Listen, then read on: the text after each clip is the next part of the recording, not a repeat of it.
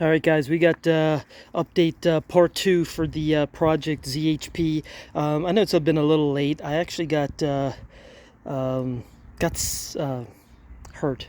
I got hurt, so I've been out for about a week and a half, and I will say I did get some work done prior to getting hurt, but I haven't made any videos on it just yet. Most of it's just cleaning things up. So I just wanted to kind of quickly go over three things that I found that were kind of interesting as I was taking inventory of the car. You know, as I mentioned in the first part one of the series, is that this car that I bought, it was I guess technically in an accident. The previous owner claimed that he hit a curb. So I will admit, no blaming here about who was being deceitful or anything like that. But so I will admit, I was assuming that when he said he hit a curb, that maybe it was just kind of a light, maybe under 10 miles an hour. My fault. I didn't ask many questions after that. So with that said, I will say, as I started digging into the car a little bit more, I started noticing, issues that were definitely indicative of a more severe impact. So just to give you a little bit of background, so when I bought the car, or actually when I went to go see the car, the front bumper actually was not on the car, which wasn't too surprising. I will say that was not one thing that I was too surprised when he said he hit the car. And then the other thing was all the four tires were flat.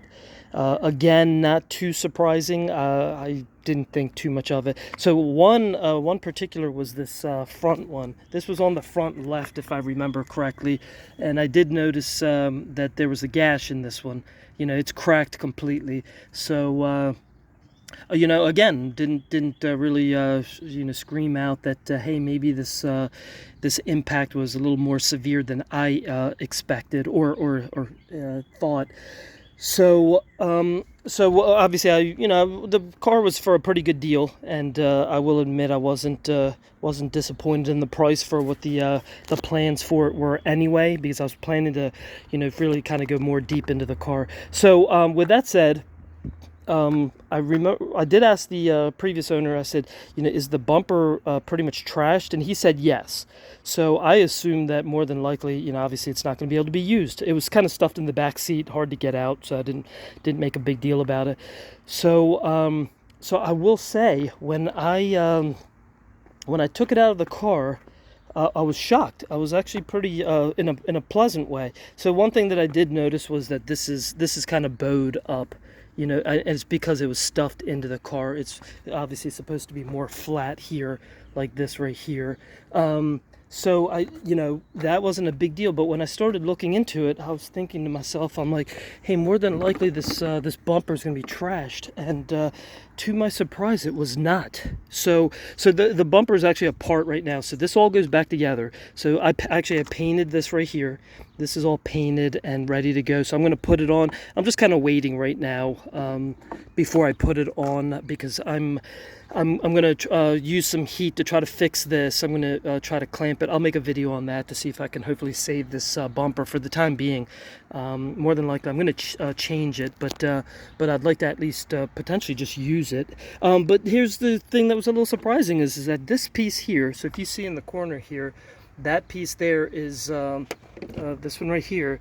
That's used to align it onto the bracket that's mounted to the chassis. So I was a little surprised that this actually just kind of it just kind of broke off, which again isn't too surprising if you look at it. It's this piece is only held on by like four mounting points right here. So what I'm going to probably do is, and I'll make a video on it. So here are the four mounting points. 1, 2, 3, 4. I'm going to figure out a way to put it back on. And I think I'll be able to reuse this this bumper. So I was pretty happy about that. And obviously you guys know that I have several E46s. So I do have a parts E46. So I actually have these. I mean, of course, this one's cracked, but I was at least able to get some fog lights to use in the meantime, the trim piece. I need to find if I have a trim piece for that passenger side. But so that's kind of good. I will say I'm very happy that I can possibly still use this for the time being. You know, I'll fix that up and maybe paint it and still use it if I can. But yeah, so that was a pleasant surprise. Pretty happy about that. And I will say for the car, there's not too much damage on the front of the car. But with that said, I just wanted to at least kind of just show you guys the four wheels here. You can see most of them look pretty good. I mean, none of them other than that one right there has damage to the outside. So like I said, I didn't really expect too much to be surprised, you know, about the rest of the condition of them. So here I'm going to flip them over and I'll show you what I'm talking about. So give me 1 second. So here's what they look like when I look at the back side of them. So this is that one that obviously had the crack on the edge. So this is on the inner barrel right here. So that was, again, not too surprising, but you know, so I wasn't too surprised about that. But then when I went and looked at these other ones, look how, so this one obviously didn't have any damage on the front face, but look how badly this one is. I mean, you can see the tire got completely pushed off the bead here. So obviously that's not fixable. Then here's another one. So this one's pretty bad here itself too. Again, no issues on the face of it. Now this one is possible to fix. I would think this is the one that's the least damaged. So yeah, so it was a little surprising. I will admit, then that's when I started asking maybe a little bit more questions. I was like, hey, how bad was this? And then I discussed with the previous owner, and he mentioned it was, he said that he might have been going about 40 miles an hour, 40, 45. He just didn't see a turn, I think, and he plowed right over, he said, kind of went Dukes of Hazzard style over the over the curb. So that was a little concerning, but again, like I said, what I got with planned for the car, you know, I'm gonna tear it down anyway. But if it's too bad to fix, I mean, I'll probably end up just using it as a parts car, but I'm gonna try to fix it my best. And then here's the other thing that I wanted to show you guys. So in the first video, I showed you that you know, that this was sticking up. I'll pull this out a little bit, but so if you see here, this rubber piece, this is kind of like an hourglass shape. What ended up happening was when the rear wheels went over the curb, it obviously went with such force that it pushed the shock up so much. And obviously this is mounted to the chassis of the car, so this stayed in one spot, and this rammed up. So it rammed up with such force that it tore the rubber piece that's in here. This is, you know, kind of it obviously dampens a little bit of the shock, you know, as far as, you know, so that it's not real stiff. But yeah, so this broke in half, and it broke in half on both sides. As I said, if you look at the first video, you'll see that these actually went through the interior of the trunk. That's how much force it pushed up and went up. So like I said, I mean, this is rubber, not too surprising that it ripped or anything like that, but just goes to show you how significant the damage was going over the curb. So this is the same thing. In fact, so yeah, you can kind of see, here's the old one right here. You can see just remnants of it. This is the hourglass, the bottom hourglass part of the shock that ripped. But yeah, it just ripped completely clean.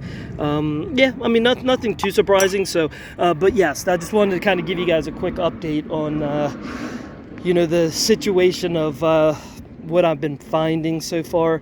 I'm going to go more into the suspension and see how bad the suspension is. But hey, I'm actually still glad that I got a ZHP bumper still that I can at least use.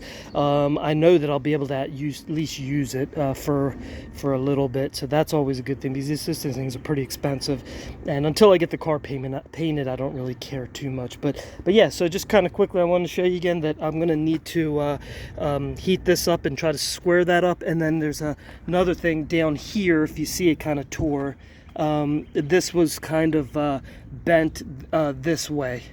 So I'm gonna have to, you know, bend that out a little bit. But yeah, overall, you know, just not too bad, but just to at least show you guys a little of,